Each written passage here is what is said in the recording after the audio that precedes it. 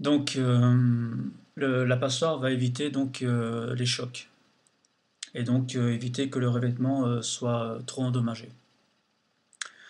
Euh, Ensuite, vous faites une deuxième passe, donc vous remettez de l'eau, mais sans eau oxygénée cette fois-ci, pour bien évacuer les éventuelles traces d'eau oxygénée qui seraient restées dans les atomiseurs. Bien que lors de la première passe, normalement, toute l'eau oxygénée devrait avoir été évaporée.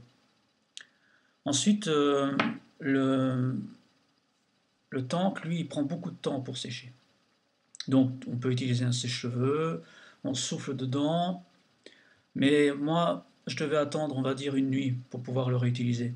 Et Bidis avait donné une bonne technique qui consistait tout simplement à lui injecter, donc soit par seringue ou soit tout simplement directement goutte à goutte, de mettre 5 ou 6 gouttes à l'intérieur donc du pas de vis. Et donc de pouvoir graisser directement la résistance pour éviter qu'elle ne se mette à cramer. Pour ce qui est du LR et du standard, là, il n'y a aucun problème, ça se remet très très vite en route, hein. Pas besoin d'attendre une nuit, hein. On souffle à fond dedans, une fois que c'est fini. On peut utiliser plusieurs techniques, hein. On peut utiliser directement à sec. On le branche à sec et on fait chauffer la résistance pour qu'elle se sèche, mais je n'aime pas trop. Mais ça redémarre assez rapidement en LR et en standard. Ça redémarre assez rapidement. Voilà. Donc ça c'était pour, on va dire, le nettoyage et l'entretien. Il y a d'autres systèmes, mais d'après ce que j'ai pu entendre parler, le système de l'eau oxygénée, donc la technique de l'eau oxygénée a fait ses preuves et fonctionne très bien. Ça peut même redémarrer des atomiseurs qui sont quasiment HS.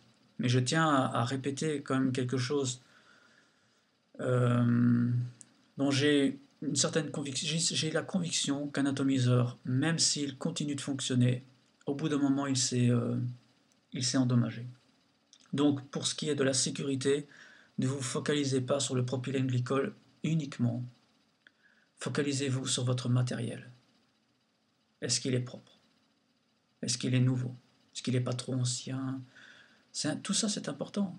C'est un mélange d'éléments, une cigarette électronique. C'est un assemblage d'éléments. Donc, tous ces éléments sont importants. La batterie est importante parce que si elle n'est pas bien rechargée, il n'y a pas assez de courant qui passe. L'atomiseur doit avoir de la pêche pour le hit, donc il doit y avoir du courant qui passe et il faut que l'atomiseur soit, on va dire, de basse résistance pour avoir le hit, ou de plus haute résistance si on se fout du hit et qu'on veut simplement la saveur et le fixe.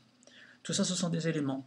Mais pour ce qui est de la sécurité, c'est important que la résistance soit propre, que le cartomiseur, que l'atomiseur, que tout ce qui va permettre de transformer le liquide en vapeur soit propre. Et même s'il est propre, ne soit pas, on va dire, endommagé.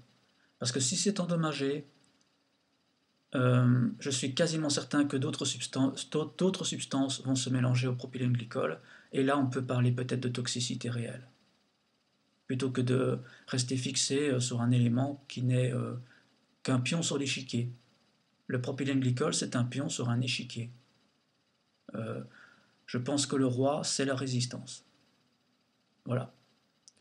Donc, je sais pas, j'espère que le message est passé. Il y a eu 7, peut-être 8 vidéos qui ont été faites. Et j'espère que le message est passé pour ceux qui vont se lancer dans la cigarette électronique. Vous n'êtes pas obligé d'acheter des modes, vous n'êtes pas obligé d'acheter, pas plus d'acheter ceci. Achetez un format répandu avec minimum 650 mAh pour la batterie. Et ensuite, faites vos assemblages, vos tests, et comme ça, vous aurez déjà en partie une certaine autonomie. Vous aurez l'autonomie, vous aurez ce que vous envoyez dans les poumons. Et, mais je le dis encore, même en ayant fait tout ce parcours-là, les résistances finissent quand même tôt ou tard par devenir défectueuses, claquer, ne plus donner le même rendement, même après le nettoyage eau oxygénée. C'est pas toujours le cas, ça fonctionne pas toujours. Ça dépend de l'atomiseur. C'est pour ça que, quelque part, il faut franchement se pencher sur la question de l'atomiseur réparable. Mais là, c'est encore notre domaine. Je n'ai pas parlé des tanks à jus, ni des boules à jus. parce que c'est quelque chose qui est encore plus haut et qui ne m'intéresse pas vraiment. En fait, le tank à jus, donc, ou la boule à jus, ce sera tout simplement pour un tank à jus, ce sera tout simplement donc d'avoir un atomiseur percé et donc de ne pas avoir besoin, donc grâce au tank, donc d'avoir donc le liquide qui va aller dans la résistance sans chaque fois remettre des gouttes et donc d'avoir une certaine autonomie. Voilà. Mais ça, c'est à vous de voir si vous voulez ce genre de système. Moi, je m'en fous complètement. Moi, quand je sors avec ma batterie ici et mon LR, j'ai une petite fiole d'à peine 5 millilitres et ça me suffit largement. Puisque je mets deux trois gouttes, ça me suffit largement pour quelques heures. Surtout que je ne passe pas mon temps à vapoter quand je suis dehors. J'ai besoin d'autonomie quand je suis dehors, mais ça me suffit largement. Ce qu'il me faut, c'est une bonne batterie bien chargée. Avoir un peu de liquide, entre 5 et 10 millilitres de liquide, c'est largement suffisant, en tout cas pour moi, et pourtant je suis quand même vapoteur à la chaîne, et ça me suffit largement. Donc je sais pas, condenser tout ce que j'ai pu dire, si ça vous intéresse, et si certains d'entre vous qui ont plus de connaissances que moi veulent rectifier certaines erreurs, qu'ils le fassent. Je ne demande pas mieux. Je ne demande pas mieux. Et je remercie déjà d'avance ceux qui auront été jusqu'à la fin de ces vidéos. Je les remercie parce qu'ils ont pris de leur temps, tout comme moi j'ai pris du mien, pour pouvoir en parler. Et si vous avez vraiment quelque chose à dire, à contredire, faites-le. Parce que plus j'en sais, et mieux c'est. Et je peux rectifier mes erreurs. Et en même temps, vous allez pouvoir rectifier les erreurs pour ceux qui démarrent, puisque c'était justement le but initial de ces vidéos. Voilà. Je vous remercie, et je vous dis à bientôt sur le forum. C'était Luxilux.